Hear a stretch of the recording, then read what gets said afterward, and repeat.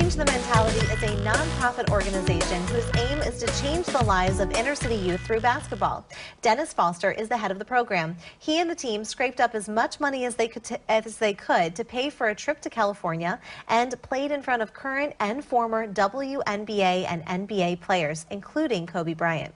They won the tournament, earning them an invite to Las Vegas for the biggest stage in youth basketball this summer. All of this has been achieved while they have nowhere to practice because their gym burned to the ground. I'm honored to welcome Coach Dennis Foster and his son, DJ Foster. Thanks for being here today. Thank you for having us. Absolutely. Well, Dennis, how did you get involved with inner city youth?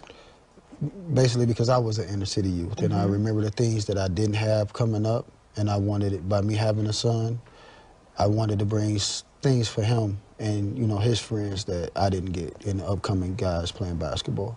Sure, absolutely. And how did you come to name Change the Mentality? Change the Mentality, it came about because of my mental state and the mentality that I had coming into it, because I was a pampered athlete. I wanted to change the narrative and the mentality of the kids that's coming up that doesn't get all the accolades and the shine that most kids get. So change the mentality, just changing the mentality of everything, the whole outlook of things, of the way they look at things in life and basketball. So it's not just playing a game, no. It's mentorship. It's mentorship. It's, and what other values are you instilling in them? Well, we basically touch mainly on the mental makeup of it.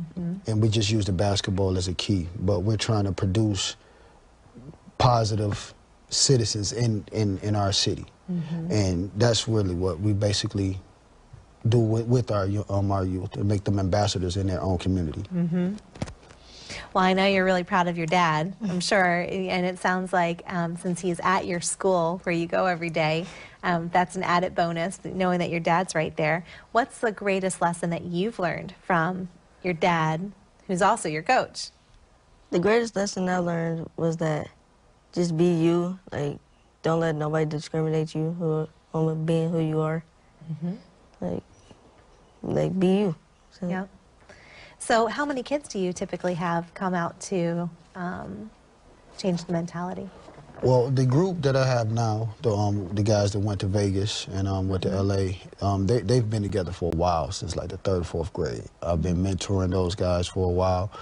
The groups vary. We have women, we have younger kids, so I'll say about 50 to 60 kids and about 24 adults. Wow, that's great. That's a really good turnout. Yeah.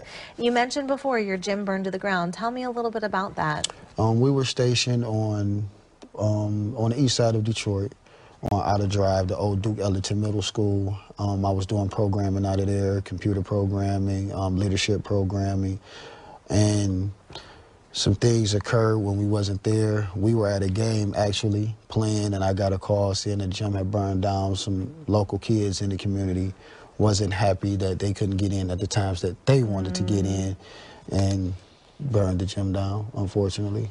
I'm sorry to hear that, and thank goodness that you guys are okay and that nobody got hurt.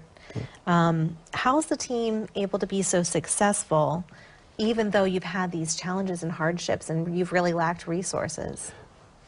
I wish I can take the credit for it, but it's basically the kids. I've installed so much discipline in the kids, and I teach them that for every action there's a reaction. Just because you don't have certain things doesn't mean you can't do certain things. Absolutely. Yeah. So with that being said, it drives them harder to do any and everything everyone says they can't do. Just like as my son, he's short. He's 14, but he's a little guy. So nobody thinks he can really get down with the bigger kids.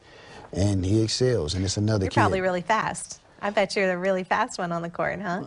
Him and Day-Day. It's another kid named Day-Day. And once the, you know, people see the .USC, those are the toughest kids I have on the team, but they're the smallest. Well, you've also received some support from some pretty big names, some professional athletes. Yes. Tell me about that. Odyssey Sims, she supports us tremendously. and Dominique Johnson. He's both of those are professional basketball players. Odyssey Sims plays for the LA Sparks. Dominique Johnson's over in Italy, I think, if I'm not mistaken. He just went to another team, but I think Italy. But Dominique's is from Detroit. He grew up on the east side of Detroit as well. That's great. Thank you so much for being here to you both. We're unfortunately out of time already today, but we love what you're doing in the city, and thank you again for ministering and mentoring these youth.